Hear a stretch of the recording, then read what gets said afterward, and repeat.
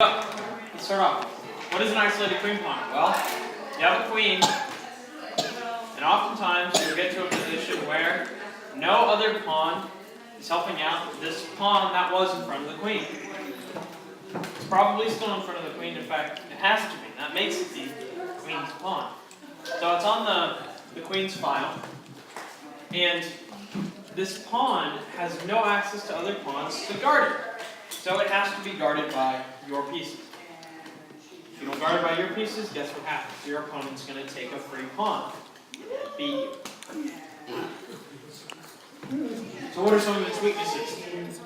Well, it's easy to block. There's no other pawns here next to it to come beside it. Come to E4 and C4 and scare away the pieces in front of it that are blocking it. It's easy to pin. Well, there's no pawn to block the pin. It's easy to pin it. You can't stop it. You can stop a pin of this pawn very easily. Last example, it was actually pinned by a rook. Now it's the king blocks it and the bishop pins it. C5 will win the pawn.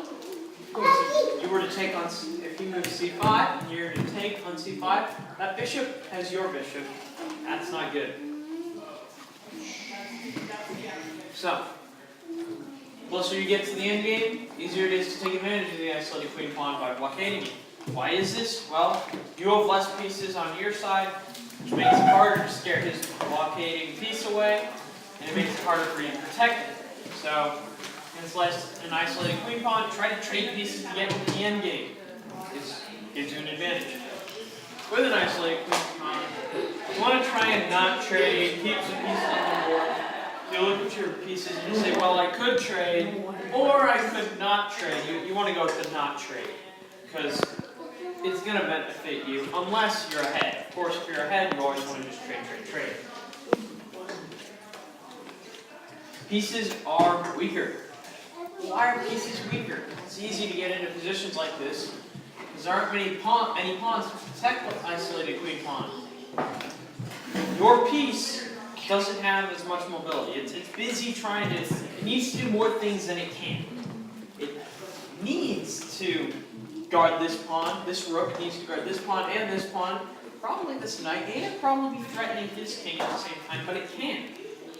Because it can only do one thing at a time, because it doesn't have enough mobility. It's going to have to focus on queen pawn. It's going to make your pieces weaker. You have to focus more and more of your pieces on guarding this pawn. It turns into a pain. Just let it die, then you're going to be down a pawn. And you trade all the pieces away. And he has one pawn left, and he queens that pawn, and you lose the game. That's not fun. You know why? I know how much fun that is. People do it to me. Especially him. But anyways, invading in the ending. You want to try to draw the king away from the isolated queen pawn. Make him run away. He's in check. He'll take back with the pawn. We're going to take his pawn, and now he's in check. And you can't just let the pawn go by, he'll lose the game. So guess what? He's going to have to take the pawn, and after he takes the pawn, while black takes his pawn, black's just going to walk right over his king. Come alongside, take a pawn, take a pawn, take a pawn. There's going to be 3 pawns to none. Waltzing down the aisle to queen, queen, queen.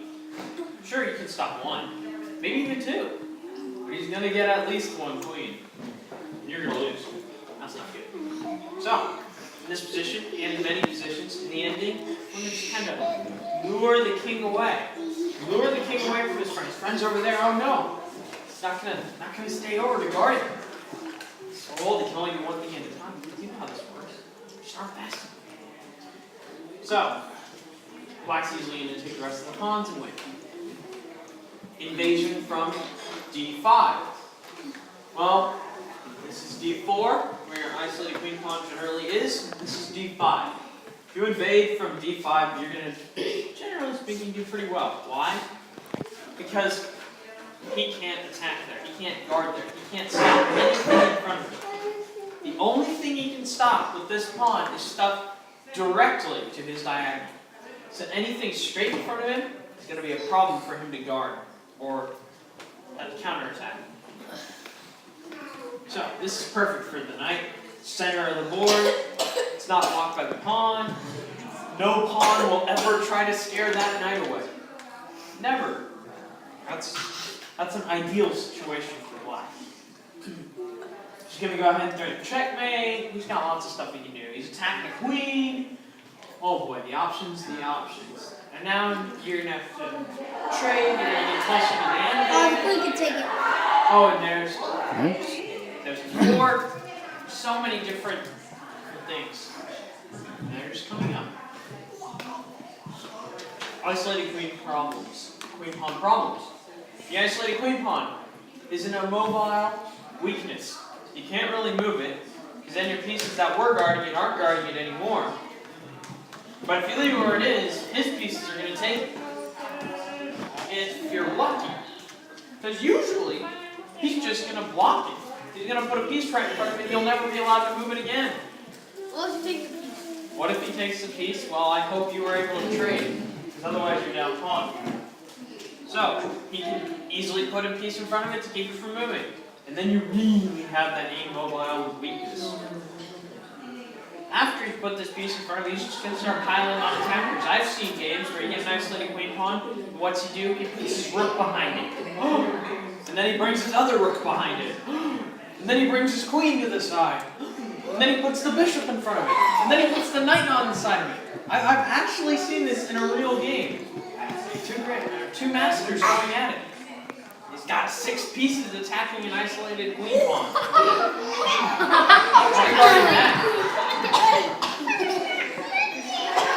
They still want to look for ways to attack defenders. You especially want to use this isolated queen pawn as the pin.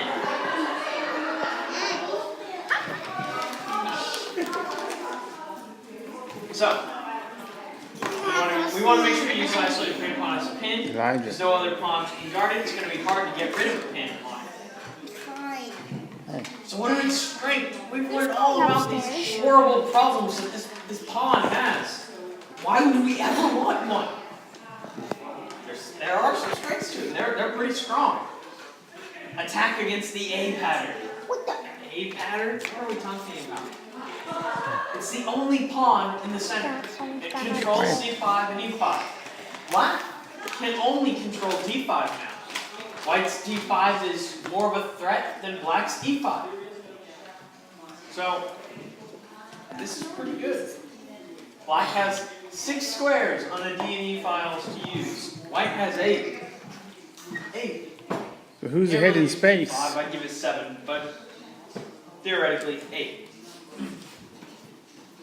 And you want to play aggressively. If you've got this isolated queen pawn, you're going to do poorly in the end game. So what does that mean you get to do? Attack, attack, attack, attack, attack. I like to attack. I'm sure you like to attack. Or maybe you just like to sit in the castle and hide and wait for your opponent to come after you. I mean, I'm not a big fan of waiting and hoping, but maybe you are.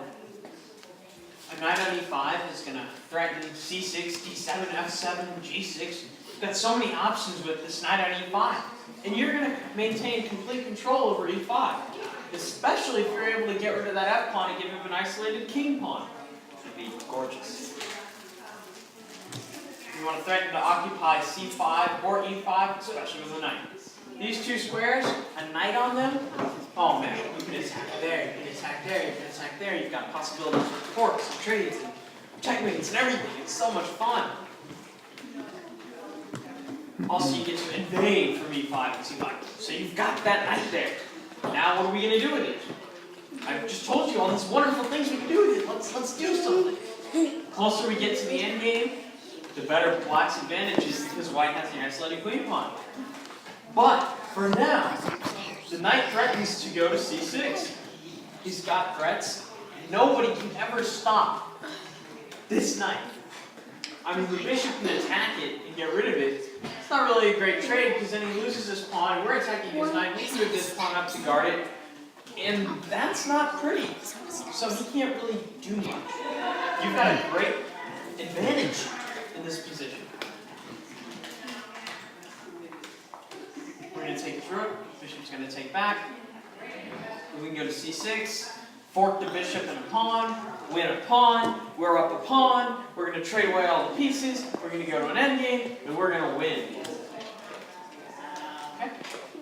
Only need one pawn. One pawn to win a game. That's all you need. It's nice to have more, but you only need one. White's looking at the fork on c6 again. This c6 is a common theme. You'll like to be able to do that. There are some queen pawns. You can also do the b7 with the other one. There's lots of things that will come up with these. So right now, knight c6. Isn't that a wonderful fork? Well, there's that bishop there. That pesky bishop is going to try and ruin things. Lucky for us, we have two knights. So the first knight takes the bishop. Then it'll take his rook there, and then when we move it, we won't get our fork. Those two, well, lucky day. If we were to do that, we would have two forks. We would be forking that rook and that queen. We'd also be forking that rook and that queen. Actually, we have another fork. We'd be forking that rook and that rook. The forks everywhere. He can move either rook and we still have a fork. Forks everywhere. Forks everywhere. Like when you're So, in this one, like it's raining like hey, come on y'all, pay attention. In this one, black wants to play knight to d5. Knight on f6, stopping white from playing knight to d7. The white plays bishop takes f6. He's going to move to knight d7 for this fork. That beautiful fork on knight d7. We have the rook, we have the queen. All we have to do is take his knight, and we've got our fork. Even more often, the knight on e5 gets to help in the kingside attack. Who likes attacking the kingside? That's my favorite thing. What is white's winning move?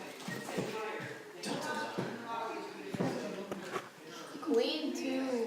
Oh, 9. H. H is 5. I'm hearing some conflicted ideas. Can I get somebody to raise their hand? Yes, sir.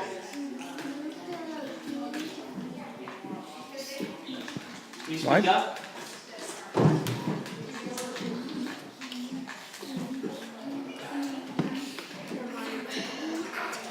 What do you think, Roger? Move the queen to H5. No, Move the queen to h5. No, that's not good. What do you think, Robert? Knight takes f7. King's gonna take it. Queen takes e6. Queen takes e6. Why the queen? Why not the bishop? Because when you use a queen, you get a check. Okay. You also have to check the bishop, though, okay?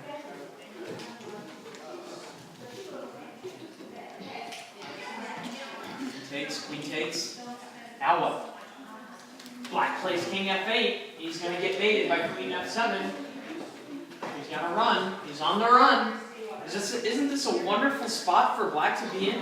I bet black sits at home and dreams that he can be in a position like this. Or not. Because he's going to lose. What do you think? What are you going to do?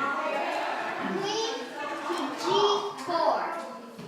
I think his knight's going to go ahead and take you. Good idea. But not this time. Now we've got something more Take his more pawn. exciting. I was gonna say that. Take his pawn. We loop the queen all the way around. White's going to win on the next move with bishop to e6, which is right. So, when the rook isn't on f8, the pawn on f7 becomes the target. There's f7 right there. There's another rook on f8, so that pawn on f7 is going to be ours. Here, black's knight went to d5. What is white's winning move? Queen to F3. Queen f3. Okay. I like this more. We're going to sacrifice our bishop. He's going to take our bishop. We're going to move our queen down with a check. And now we're threatening that pawn. If he runs back away, we'll take that pawn. He'll be forced to go into the corner or run back here. This is very good for us. We have a checkmate here. Just where is it? Where is it? Move the rook to Mm-hmm. Move our rook. everywhere. That rook is gonna come and say checkmate. Sure, you might say, oh, the queen can block. From one move. Okay. You've got checkmate, it's coming. Is that it? That's it. Okay. So as we've seen today, we've gotten to learn about our horrible, horrible weaknesses for this horrible pawn, this isolated queen pawn. We've got to learn about some fun strengths. So who likes the isolated queen pawn? Who wants to have one? Kind of. Kind of. Okay, I like that answer. Sometimes they're great to have, and sometimes Kind of. you never want to see it. You're like, there's Depends my on queen the pawn, situation. no. And then sometimes it's like, yes, I got an isolated queen pawn. You're gonna lose. It depends on the situation. Yeah, depends on. See, Alrighty, let's play some games.